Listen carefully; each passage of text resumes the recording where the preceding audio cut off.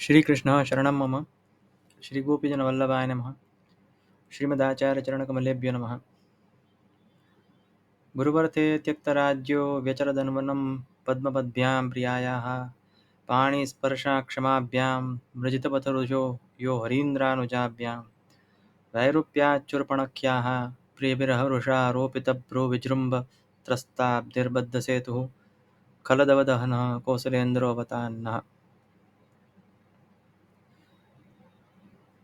आज विजयादशमी के मंगल उत्सव के दिन विजयादशमी महात्म्य, पुष्टिमार्गीय एवं अन्य शास्त्रानुसारिणी जो भावनाएं हैं इनके सहित वर्णित किया जाएगा। आधारभूत ग्रंथ जो रहेंगे श्री गोपीनाथ प्रभु चरणों के जो सेवा श्लोकों के ऊपर रश्मि परिशिष्ट में योगी श्री गोपेश्वर जी की व्याख्या है। यह मूल पुष्टि भाव को प्रकट करती है। इसके अनंतर उत्सव प्रतान के कुछ अंशों का अध्यापन किया जाएगा जितना आवश्यक होगा। जो ज्योतिष संबंधी मुहूर्त संबंधी निर्णय हैं उनका अध्यापन नहीं किया जाएगा। ग्रहण न करने का तो कोई प्रश्न नहीं है, किंतु उसके लिए अन्य ज्योतिष एवं धर्मशास्त्र की पूर्व भूमिका आवश्यक होने के कारण केवल महात्म्य परक जो पुराणों में एवं अन्य स्मृतियों में विजयादशमी के महात्म्य के वर्णन परक श्लोक उपलब्ध होंगे, उनका अध्यापन किया जाएगा। तो ग्रंथ का आरंभ करते हैं आज।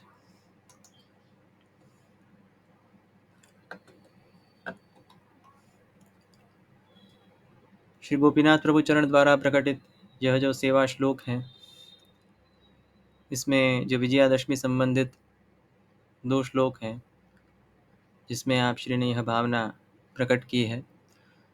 प्रतिबंधासुरं दूरीकृत्य भक्तमनोरथः पूरितः स्वप्रियां नीत्वा तथा मेऽस्तु मनोरथः। जो आसुर प्रतिबंध था, अर्थात रावण रूपी जिस असुर का प्रतिबंध था श्री सीता जी को, इसका भक्त मनोरथ की पूर्ति के लिए यहाँ भक्तत्वेन श्री हनुमान जी का उल्लेख किया गया है। ऐसा व्याख्या में आएगा। पूरितः स्वप्रियाम, तो अपने जो निज भक्त हैं, अनन्य भक्त हैं श्री हनुमान जी, उनके मनोरथ की पूर्ति की, आसुर प्रतिबंध दूर करके स्वप्रियाम नीत्वा तथा मेस्तु मनोरथः। तो जिस प्रकार से श्री जानकी जी को पुनः पधराकर आसुर गृह से एवं आसुर पाश से आप श्री ने मुक्त किया एवं भक्त के मनोरथ पूर्ण किए, ऐसे ही श्री प्रभु हैं यह भक्त के मनोरथ अर्थात हमारे मनोरथ पूर्ण करें। इति सत्कार पूर्वकम व्यापारम स्पष्टयाम बभूवुः। यहाँ अग्रिम श्लोक की व्याख्या अवशिष्ट रहेगी। असुरो रावण, अर्थात रावण प्रायः संपूर्ण श्लोक वर्णित हो गया है। तो इसमें विष्णु भक्तायम पृच्छन्ति स भक्त एव, जिसे भगवान विष्णु के भक्त जिसके विषय में चर्चा करते हैं, पृच्छा करते हैं, वही भक्त होता है। अतः इस प्रकार से यहाँ वर्णन किया गया है। इसके अनंतर श्री कृष्ण पूरयांतस्थ आसुर भाव विनाशनाथ दर्शनम देहि रासस्थ स्वप्रिया संगतम स्वकम। श्री ठाकुर जी से यह विनती की जा रही है कि जो जीवात्मा है, जो वैष्णव है, पुष्टि मार्गीय वैष्णव हैं, इनके हृदय स्थित अंतःकरण स्थित आसुर भाव का विनाश करके श्री ठाकुर जी रासमंडलस्थ स्वप्रिया सहित निज भक्तों को दर्शन दे एवं इसी प्रकार के जो संसार बंधन है, संसार पाश है, इनसे मुक्त करें।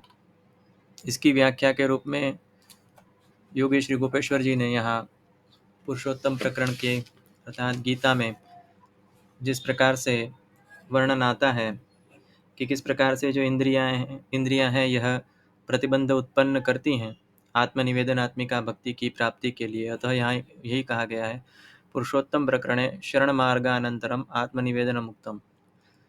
यह बहुत कठिन कार्य है, आत्मनिवेदन है, यह एक कठिन कार्य है। किस प्रकार से उसको सर्वेंद्रियों को भगवत समर्पित करना, सर्वेंद्रियों को पूर्ण रूप से भगवानमय बनाना, जिससे कि उस सर्वात्म भाव की प्राप्ति हो, यह एक अत्यंत कठिन कार्य है। अतः इसी कारण से यह जो पदार्थ है जो प्रतिबंध करता है भगवत प्राप्ति के लिए, उस सर्वात्म भाव की प्राप्ति के लिए, जो कि इंद्रिय निग्रह के अभाव में, मनोनिग्रह के अभाव में प्रतिबंध उपस्थित होता है, उसे ही वह आसुर भाव कहा गया है, जो अंतःकरण में विद्यमान रहता है। चतुर्धा अंतःकरण होता है। अतः जो अंतःकरण अर्थात जो चारों प्रकार का अंतःकरण होता है, मन बुद्धि इंद्रिय, मनोबुद्धि अहंकार चित्तमित्यंतरात्मकम, इंद्रिय नहीं होती किंतु मन बुद्धि चित्त एवं अहंकार को अंतःकरण कहा जाता है। तो इनके सभी जो प्रतिबंध हैं, इनके निवारण के द्वारा उस सर्वात्म भाव की प्राप्ति हो जीव को, इस प्रकार से यहाँ प्रार्थना की जा रही है। और यह आत्मनिवेदन आत्मिका भक्ति की प्रार्थना में जो उपस्थित प्रतिबंध है उनके निवर्तन के लिए यह स्तुति की जाती है। तो दशहरा के दिन वैष्णवों को, विशेष रूप से पुष्टि मार्गीय वैष्णवों को, इन 2 श्लोकों का पाठ श्री ठाकुर जी के सन्मुख करना चाहिए। थोड़ा विशेष विमर्श यहाँ आप श्री ने किया है। श्री रामचंद्र गुणोपसंहारस्तावदेव भक्त मनोरथ काल एवं पश्चात तो मूल स्वरूपमेव विचिंतयदित्याहो दर्शनमिति।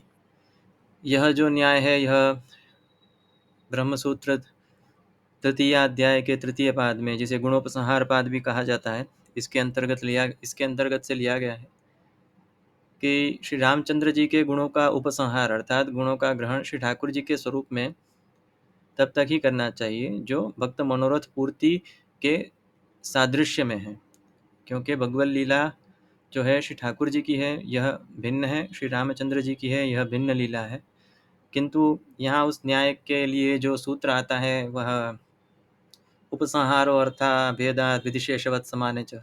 तो जिस प्रकार से विधिशेष अर्थात इसमें हमारे यहाँ के भाष्य में इस प्रकार से अग्निहोत्र का उदाहरण दिया गया है कि जैसे विविध शाखा भेद से किए जाते जो अग्निहोत्र होते हैं, इनकी क्रियाएं बहुत भिन्न होती हैं।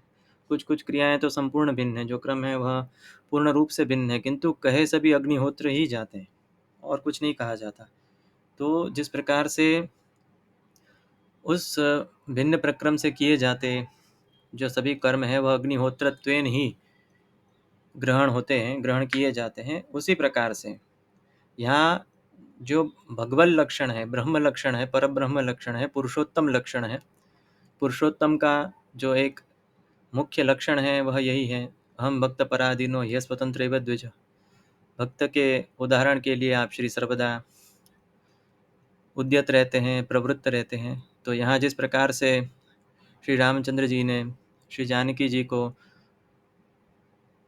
लंका से पुनः बदराकर उन आसुर भाव की निवृत्ति, आसुर प्रतिबंध की निवृत्ति करके अपने भक्तों के मनोरथ पूर्ण किए थे। तो भक्त मनोरथ पूर्ण जिस प्रकार से किया था, तो वह गुण जो है वह परब्रह्म श्री पुरुषोत्तम का साक्षात है। और श्रीमद आचार्य चरण श्री सुबोधिनी जी द्वितीय स्कंद में स्पष्ट रूप से ऐसी आज्ञा भी करते हैं, जहाँ आप श्री के स्वरूप का वर्णन आता है। इसके लिए हम एक पृथक व्याख्यान करेंगे। आज के व्याख्यान संक्षिप्त ही रहेंगे समय अभाव के कारण।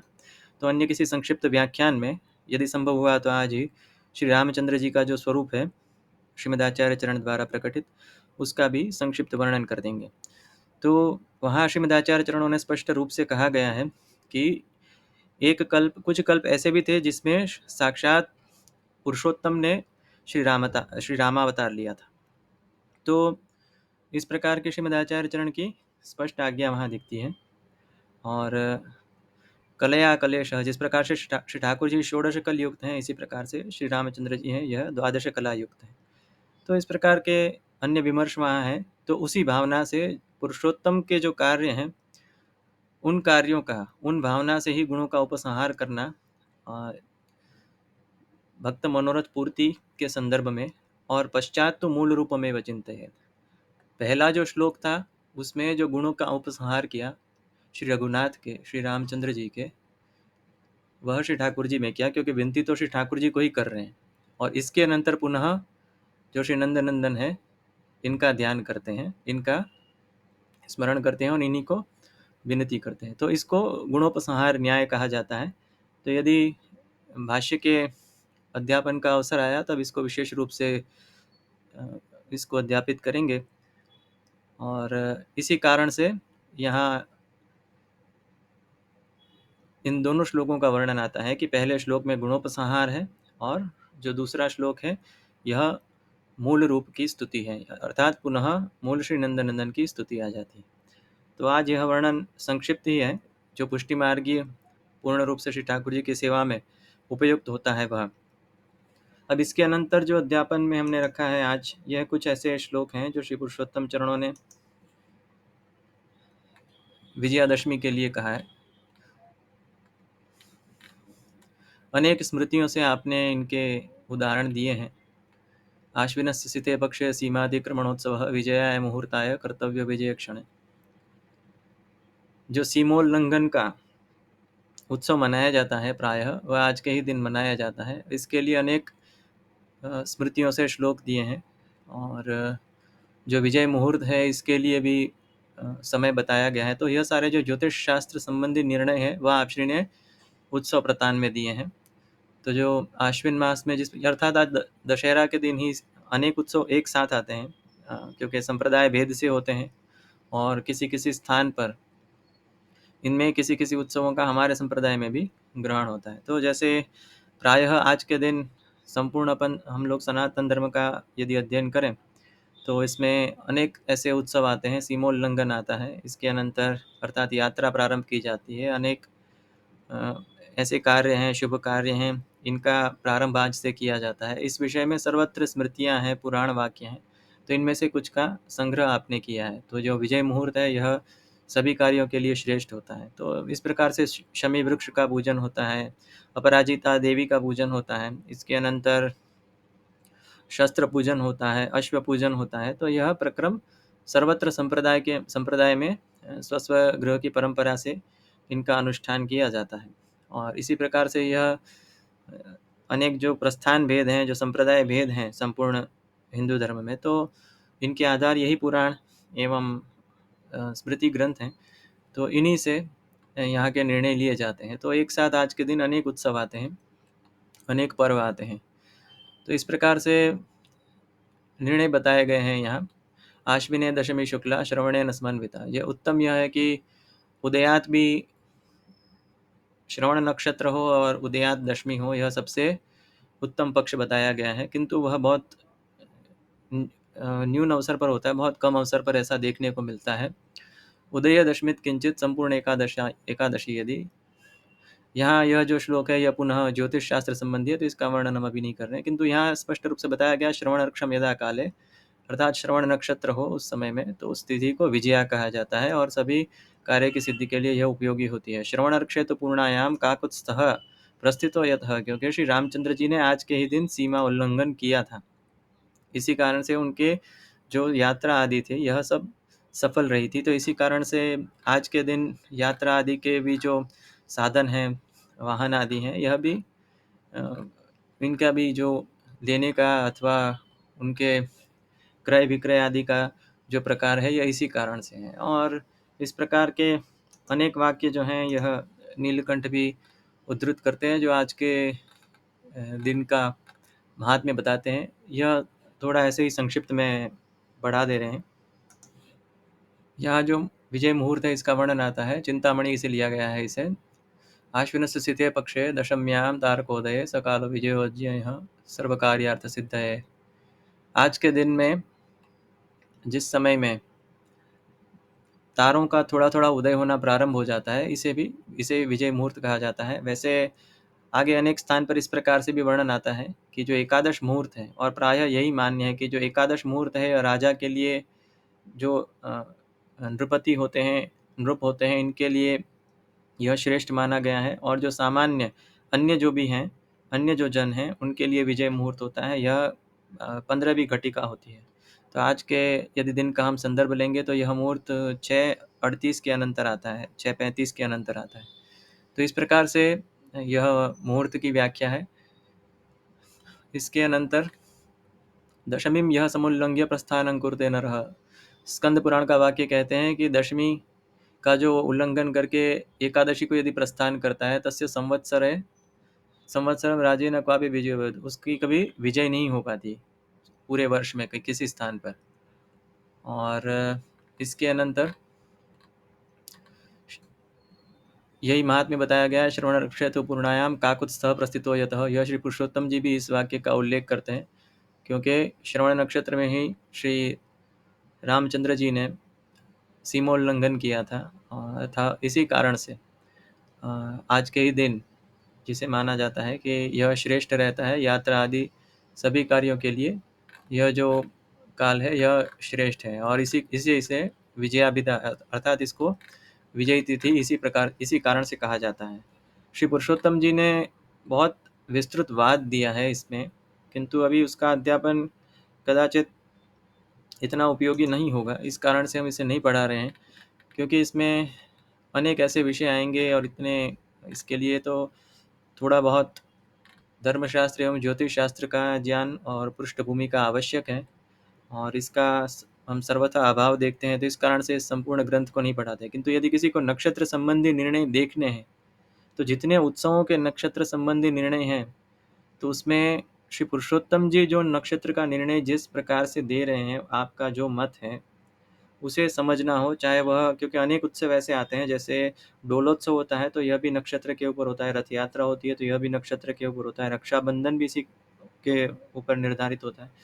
तो किंतु यहाँ मूल रूप से उसमें सबका वर्णन किया गया है कि नक्षत्र का निर्णय आप श्री कैसे कर रहे हैं। विजयादशमी के दिन जो श्रवण नक्षत्र है, इसका निर्णय इतना विस्तृत किया है, जैसे हम कहते हैं ना, ऐसे शास्त्रों में इस प्रकार के वाक्य आते हैं कि जो अग्निष्टोम है, यह सभी सोम यागों की प्रकृति मानी जाती है, कि सभी सोम यागों में से अग्निष्टोम जो मुख्य याग होता है उसमें से ही प्रकार लिया जाता है, तो उसे प्रकृति कहा जाता है।